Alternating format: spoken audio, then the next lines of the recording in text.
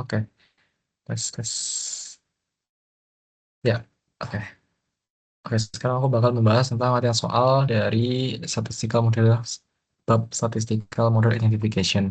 Jadi yang pertama, aku bakal membahas tentang nomor 4 ini. Ini dari cookies packing nomor 4 PAS. Ada di cookies packing.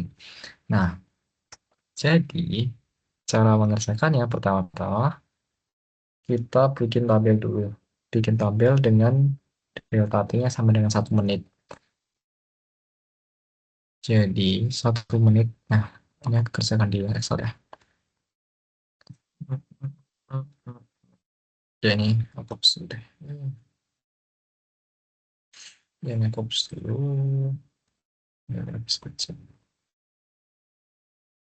Nah, jadi kita bikin delta T-nya 1 menit. Nah, delta 1 menit artinya di kolom paling kiri ini selisih antara T1 dengan T berikutnya adalah 1 menit. Jadi 1, 2, 3, 4, 5 gitu ya. Kalau misalnya delta T-nya 0,1 pasti delta T-nya bakal 0,1, 0,2, 0,3 dan seterusnya sampai sampai dia grafiknya habis. Grafiknya habis di sini sekitar 16. Jadi kita bakal hitung sampai 16 nih kalau saya.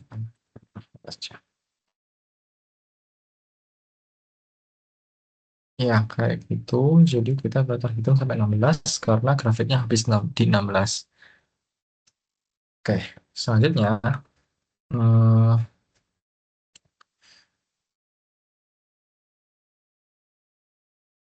hmm, ya, oke kita isi lengkapin dulu ya.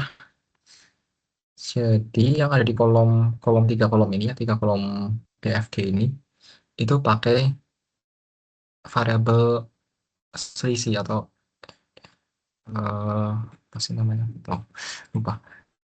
Ya aksen ya, ya aksen ya, ya aksen atau X aksen itu diselisihkan dengan eh, nilai steady state awalnya. Nah, kebetulan di sini nilai steady state awalnya itu 0. Jadi di sini 0 ya, 0, 0. Jadi ketika dikurangi dengan nilai steady state, tidak berubah, tidak mengalami perubahan. Jadi kalau kalian lihat contoh di buku, ini ada pengalami perubahan ya antara, ini kan dia misalnya di kolom output Y aksen I ini ketika dia outputnya 7, steady state awalnya kan 75. Jadi di kolom yang ini, kolom tengah ini, ketika nilai itu 75 maka dia tetap maka dia 0 ya. Ketika dia naik 75 jadi 0, 75 jadi 75,05 maka nanti output di aksennya jadi 0,05 kayak gitu. Jadi karena kebetulan sama jadi kita langsung aja ya. Kayak gini diteruskan saja gitu. Terus outputnya, nah output di aksen I+1 itu berarti satu tahap di depannya. Jadi kayak ini, kayak ini.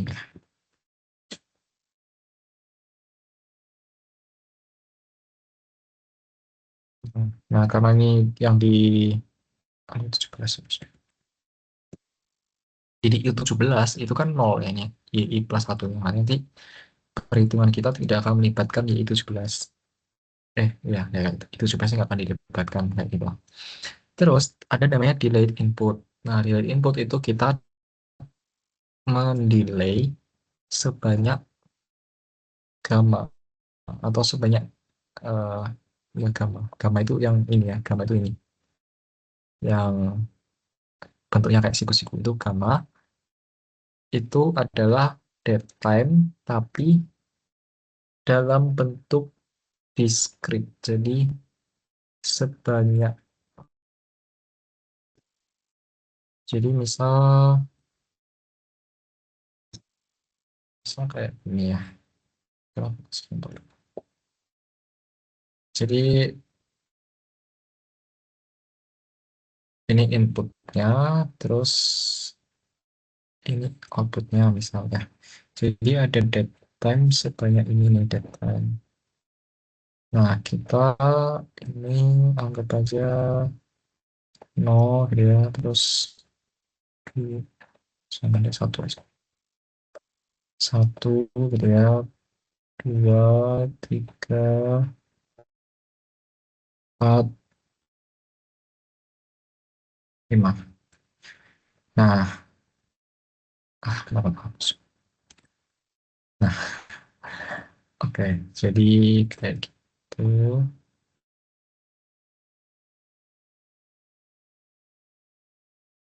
Nah, ya anggap aja kayak gini. Nah, jadi kalau misal kita pakai delta T-nya sama dengan 1, jadi delta T-nya ini gammanya jadi hmm, gamma itu jadi kayak berapa banyak partisi delta T, berapa banyak partisi delta T yang bisa yang senilai yang mendekati dead time-nya. Jadi kayak misal gini, supaya menjadi delta time itu misalnya di sini ya. Nah, misal di sini ya 4, dikit gitu. Jadi gamanya itu adalah 1, 2, 3, 4. Oke, kenapa aku ngitung itu ya? Ini juga. Oke, jadi 4. Jadi gamanya 4. Tapi waktu kita me- jadi waktu kita menghitung model statistika, gamanya itu kita belum tahu pasti gitu ya. Jadi bisa jadi 5 gitu ya. Bisa jadi 5 juga. Bisa jadi kita lihatnya salah gitu ya. Maksudnya kayak nggak akurat gitu, nggak akurat nilai lihatnya. Kita kira eh, mulanya itu empat di 4 lebih dikit, tapi ternyata mungkin aja dia lebih dekat ke 5 daripada ke 4. Jadi kita harus cek 4 sama 5 kayak gitu. Nah, jadi nanti ketika delta T-nya dirubah, kayak misal kita bikin delta T-nya 0,5 gitu ya.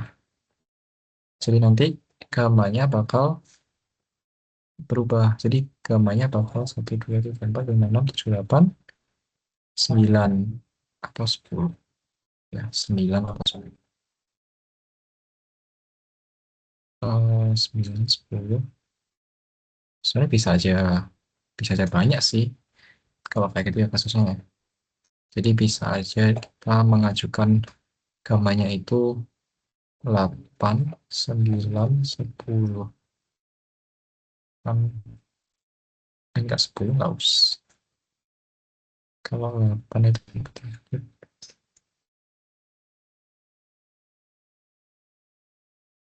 ya baik gitu ya, 8, 9, 10.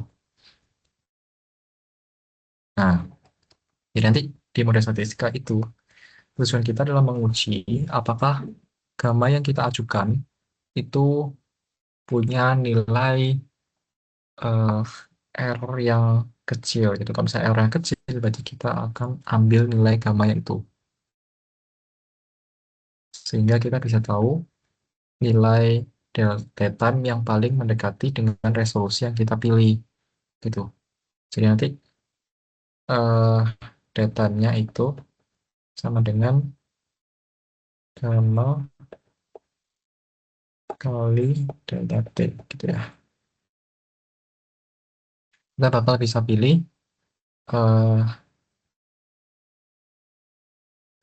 datanya berapa gitu ya. Jadi dan hasil data itu bakal tergantung pada resolusi delta t yang kita pilih. Jadi kalau misalnya semakin kecil delta t-nya, nanti datanya bakal semakin mendekati dengan nilai aslinya kayak gitu. Nah, karena di sini diminta di soal 3, harusnya dia 2 ya. Kalau dia dari grafiknya.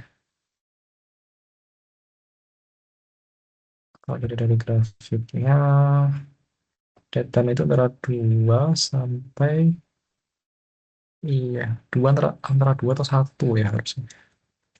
Tapi nggak apa-apa, kita ikutin aja soalnya. Kita diminta di 3 ya. Nah, kita diminta buat menghitung dengan gamma sama dengan 3. Karena diminta, jadi kita langsung ikutin aja. Jadi, cara kerjanya adalah ini. eh kita bakal kosongin 3 baris karena gamanya 3. Nah, ini dikosongin. Terus selanjutnya adalah kita isi seperti biasa inputnya. Jadi langsung aja kita isi seperti biasa. Nah, kayak gitu.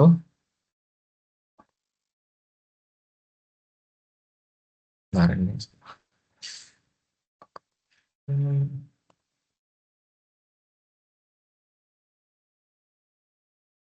Input.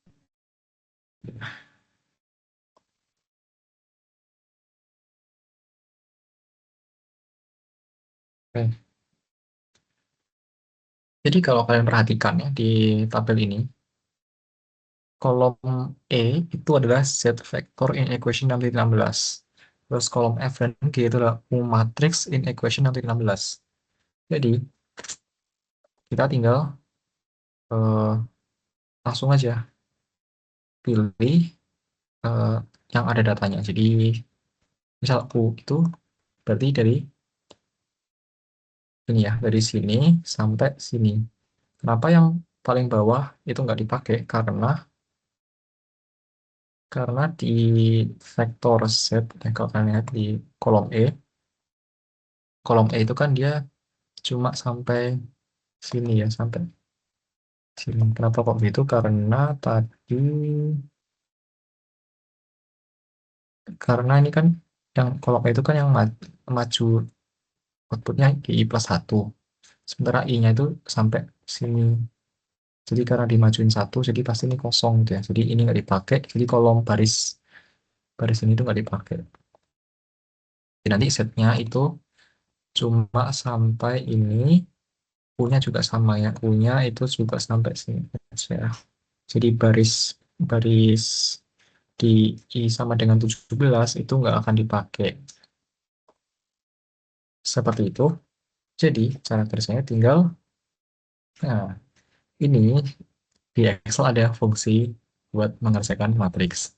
Jadi tinggal dimasukin. Iya,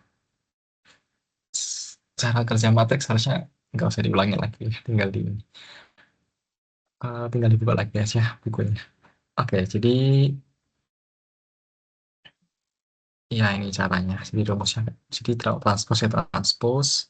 Ya ini berarti transpose U sesuai dengan rumus yang ini ya. Transpose U. Terus kalau mau dikali itu pakai ini fungsi M MULP. Terus kemudian inverse ini pakai ini inverse-nya. Nah, gitu. Jadi tinggal masukin. Ini juga sama ya kalau dilanjutin sama nya.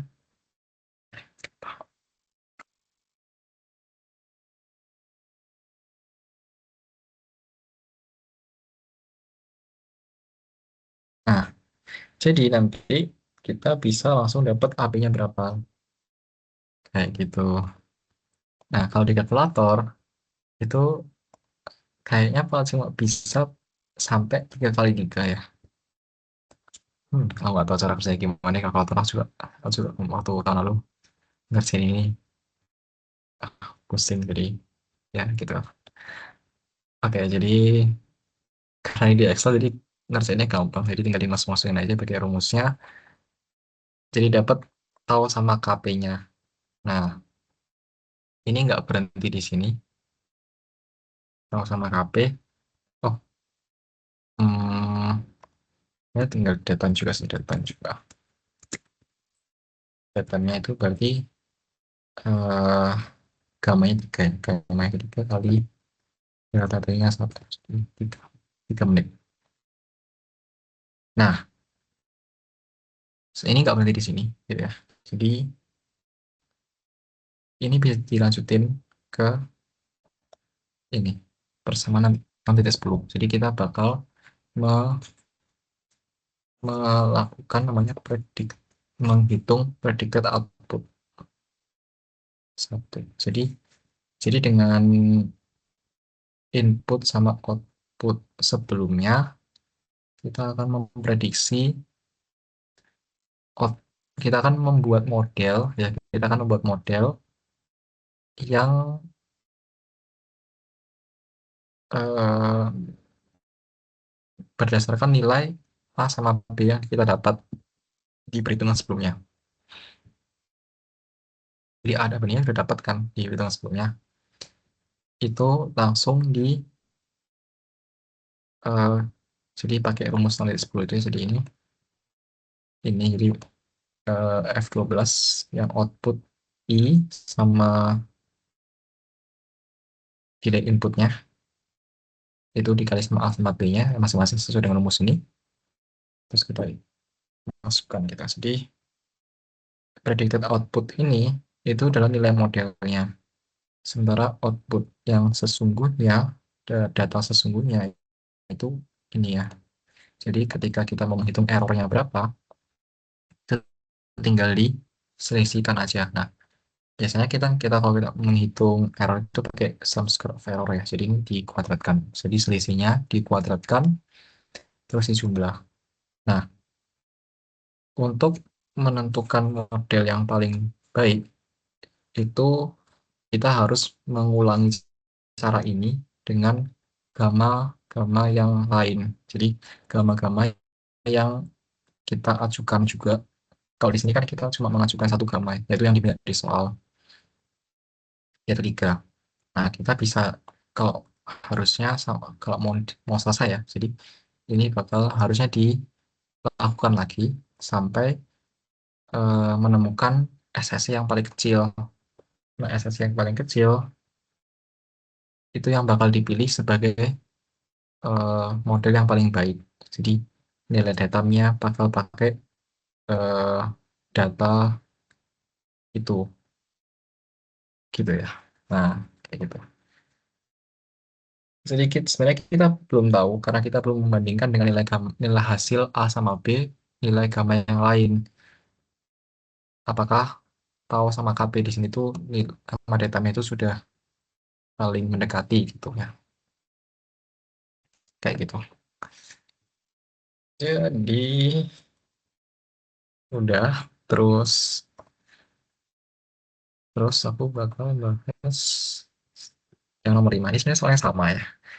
Soalnya sama kayak yang cara kerjanya sama, so bedanya gamma yang beda sama delta T-nya ya kita gantilah 1 menit lagi. Ini ya 1 menit gitu ya. Jadi cara kerjanya sama. Ya sebenarnya nggak usah diulang sih sama soalnya. Ya kalau kalian lihat juga ini gambarnya jadi eh, jauh ya beda ya. Harusnya dia memilih antara ini kan dari cuma 5 doang ya, 5 5 delta T. Makanya nanti kalau kalian lihat KP sama tahunnya ini agak ngaco daripada kalau dari grafiknya ya, kayak gitu. Oke, nah jadi yang tadi aku jelasin tentang nyari sum square of error itu dijelaskan di example 6.5 gitu ya. Jadi kita eh, ada dikasih model gitu ya, terus punya delta T sebesar 0,333 3 menit, terus punya dengan datam yang dengan datam 78910. Jadi dia mengajukan beberapa datam yang kira-kira mendekati gitu ya, secara visual. Tapi kan secara matematik harus diujikan ya apakah benar.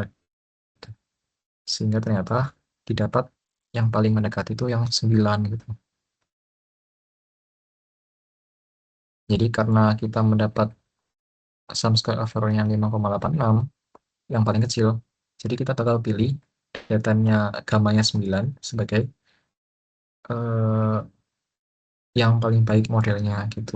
Sehingga nanti datanya itu jadi 3 menit ya, 3 menit ya, 9 kali 0,3 dengan parameter tau dan KP-nya 10. Seperti